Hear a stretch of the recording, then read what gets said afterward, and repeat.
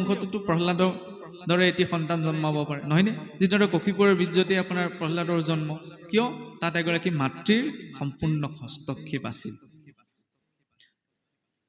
দিনটোত আমাৰ 8টা প্ৰহৰ থাকে নহয় গধূলা খোৱা প্ৰায় 3টা বজাৰ পৰা 6 বজালৈকে এই 3 ঘণ্টাৰ যিটো সময় এইটো কয় প্ৰদোষ কাল প্ৰথম প্ৰহৰ ৰাত্ৰি এই প্ৰদোষ কালৰ সময়ছোৱা হৈছে ইষ্ট উপাসনাৰ সময় যেনেকৈ সন্ধ্যা লাগিল মাত্ৰক আমি গোসাঁই ঘৰত চাকি দিওঁ নামঘৰত চাকি জ্বলাই ইয়াৰ পিছতে দ্বিতীয় প্ৰহৰ 6টা বজাৰ পৰা 9 বজালৈকে দ্বিতীয় প্ৰহৰ 9 বজাৰ পৰা 12 বজালৈকে তৃতীয় প্ৰহৰ 12 বজাৰ পৰা 3 বজালৈকে চতুৰ্থ প্ৰহৰ ৰাতিৰ ছাতিৰ প্ৰহৰ দিনৰ প্ৰথম প্ৰহৰ কেতিয়া আৰম্ভ হ'ব এই ৰাতিপুৱা ঠিক 3 বজাৰ পৰা 6 বজালৈকে যিটো কোৱা হয় উষা কাল সেই উষা কাল আৰু এই প্ৰদোষ কাল এই দুটা সময়ত যদি বোলে স্ত্ৰী পুৰুষৰ মিলন হয় তেতিয়া সেই তাৰ জৰিয়তে সৃষ্টি হোৱা গৰ্ভ নষ্ট হয় দ্বিতীয় প্ৰহৰত উত্তম দ্বিতীয় প্ৰহৰত ৰুগীয়া তৃতীয় প্ৰহৰত উত্তম চতুৰ্থ প্ৰহৰত সৰ্বোত্তম এনে ধৰণৰ সময়ৰ ব্যৱস্থা আমাক শাস্ত্ৰই প্ৰদান কৰিছে দ্বিতীয়তে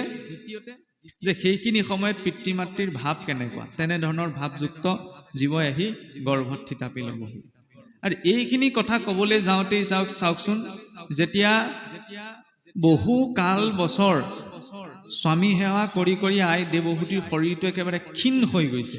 তাৰ পিছত যেতিয়া সন্তানৰ উদ্দেশ্যে ঋষি কদৰ্মক অনুৰোধ জনাইছে যে প্ৰভু স্বামী আমাক যি দায়িত্ব পালনৰ বাবে ব্ৰহ্মাদেৱে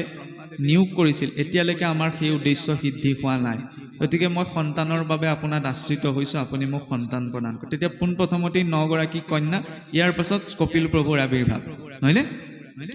আৰু সেই কপিল প্ৰভুৱে আই দেৱহূতিক সাংখ্য তত্ত্বজ্ঞান প্ৰদান কৰিছিল সাংখ্য তত্ত্বজ্ঞান মানে কি আত্মজ্ঞান বিশ্বত এনেকুৱা কোনো সংস্কৃতি নাই যিটো সংস্কৃতিত পুত্ৰই